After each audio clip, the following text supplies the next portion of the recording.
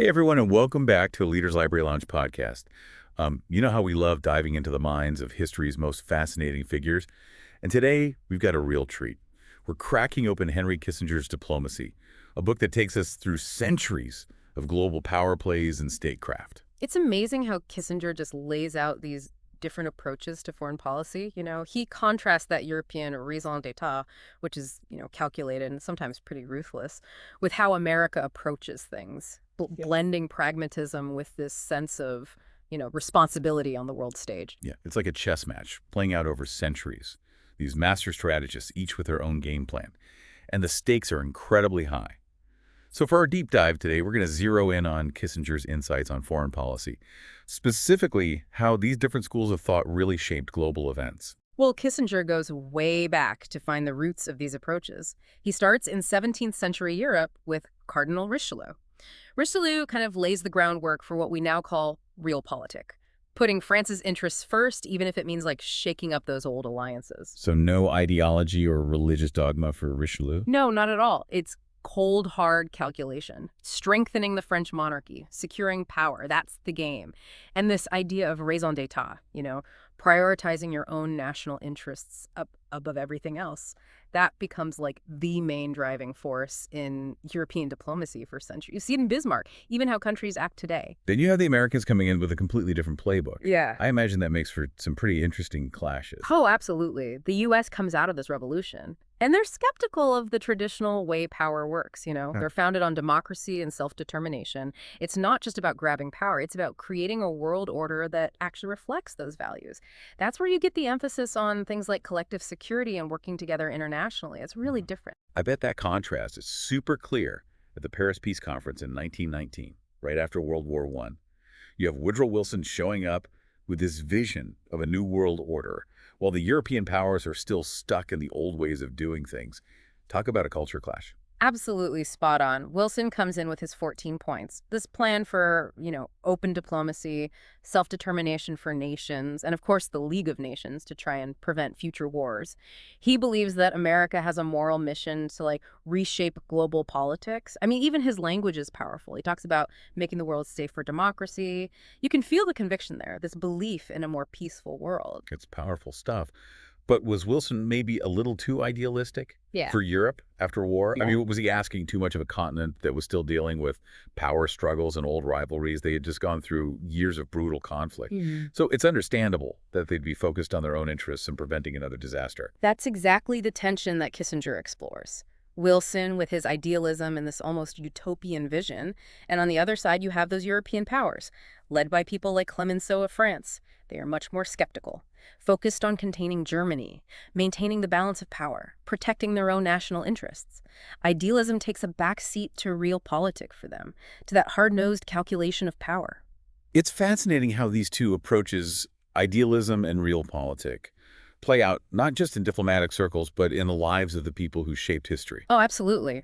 One figure who embodies this tension and mastery of realpolitik is Otto von Bismarck. Kissinger portrays him as this brilliant but incredibly ruthless strategist, orchestrating the unification of Germany under Prussia. He wasn't afraid to play hardball, to use conflict to get what he wanted. He was a master of the game, for sure.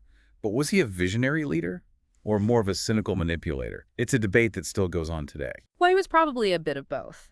But what's really striking is his grasp of power dynamics. He famously said, "The great questions of the day will not be settled by speeches and majority decisions, but by iron and blood."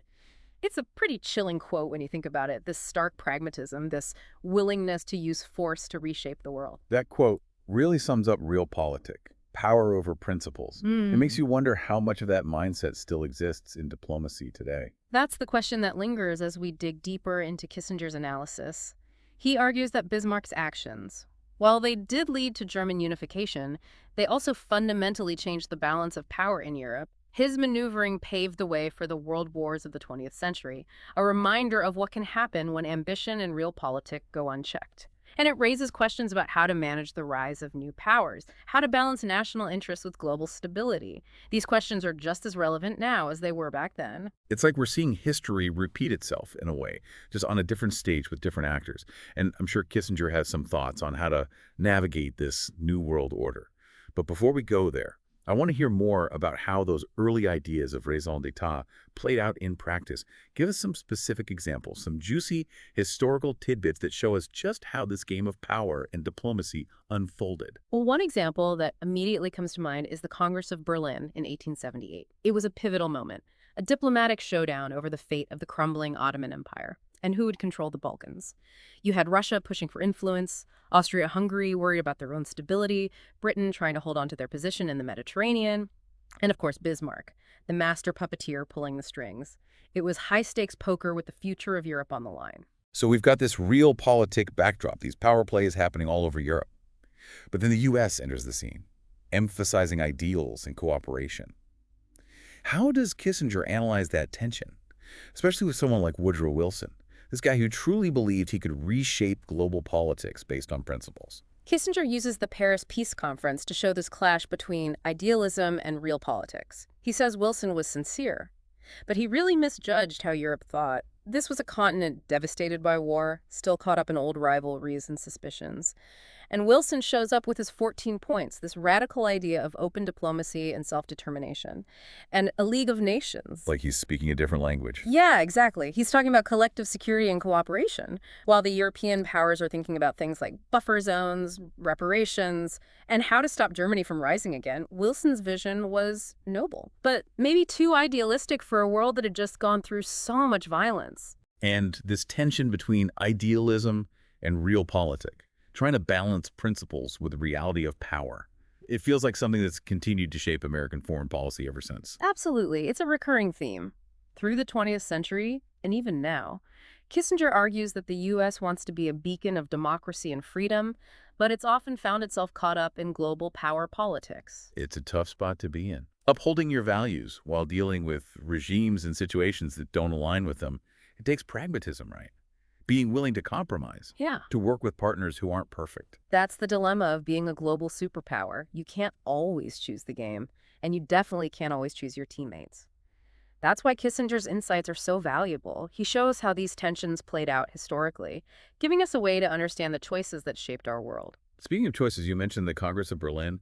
What were some of the key decisions made there? How did they show this dance between idealism and realpolitik? Well, at the Congress of Berlin, you had all these competing interests. Russia wanted influence in the Balkans. Austria-Hungary was worried about keeping their empire together. And Britain was focused on staying dominant in the Mediterranean.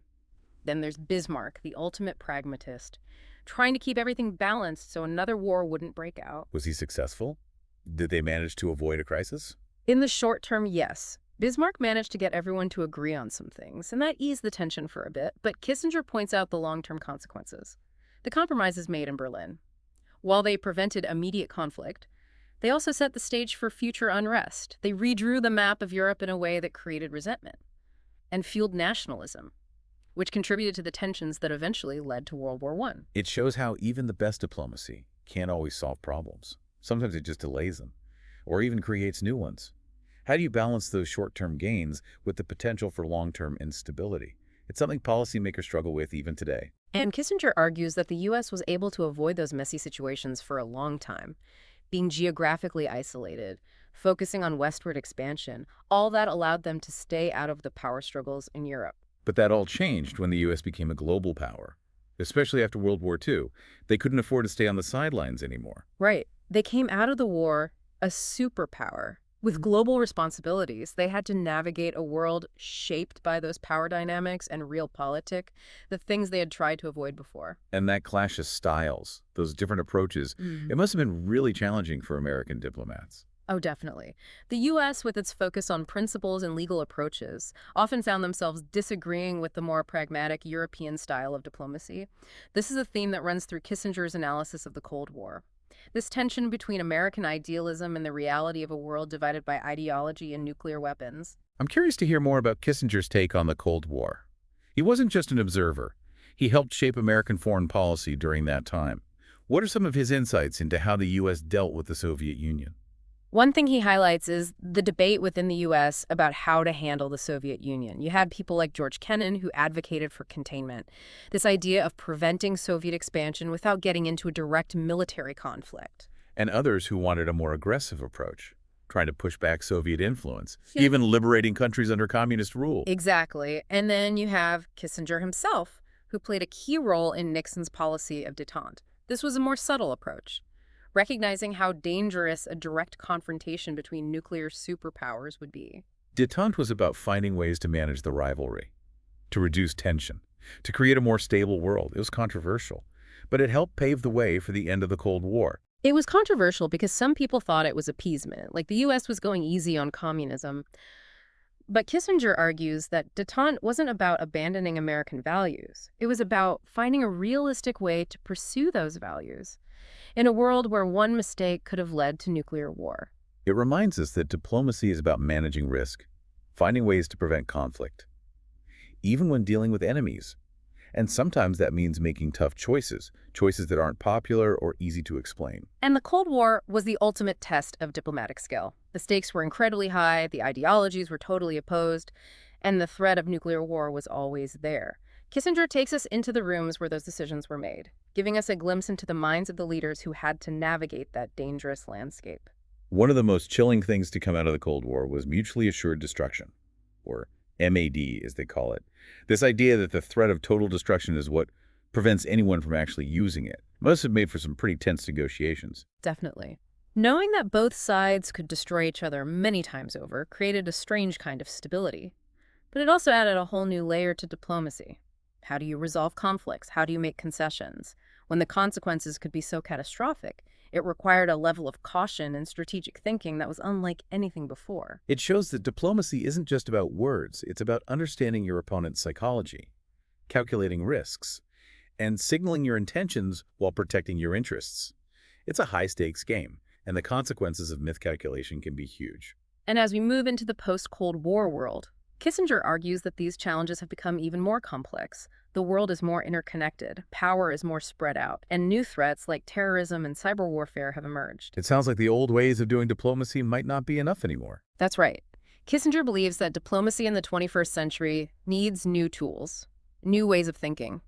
It's not just about negotiating treaties between countries anymore. You have to deal with non-state actors, address global challenges that don't care about borders. You have to be flexible and adapt quickly to change. So what does Kissinger suggest? What are his insights into how diplomacy can be effective in this new world order? I'm really interested to hear about that. Yeah. It's like we're constantly in this state of change where the old rules don't really work. Right. What does effective diplomacy even look like now? Kissinger's point is that the U.S. can't just call all the shots anymore. We can't just go it alone. Strong alliances, real partnerships, that's what's crucial in this multipolar world. So it's less about dominance and more about leading through collaboration. Yeah, that's a great way to put it. Kissinger says America has a huge opportunity, but it depends on working with others, finding common ground, really respecting different viewpoints, recognizing that other nations have their own interests and goals. It sounds like there's some of that Wilsonian idealism in there, that idea of a cooperative international system, but maybe with a bit more pragmatism based on experience. You're right. It's not about giving up on your principles, but understanding that in this world there will always be competing interests. Diplomacy is about managing those differences, making sure they don't turn into conflict. It's a tough balance.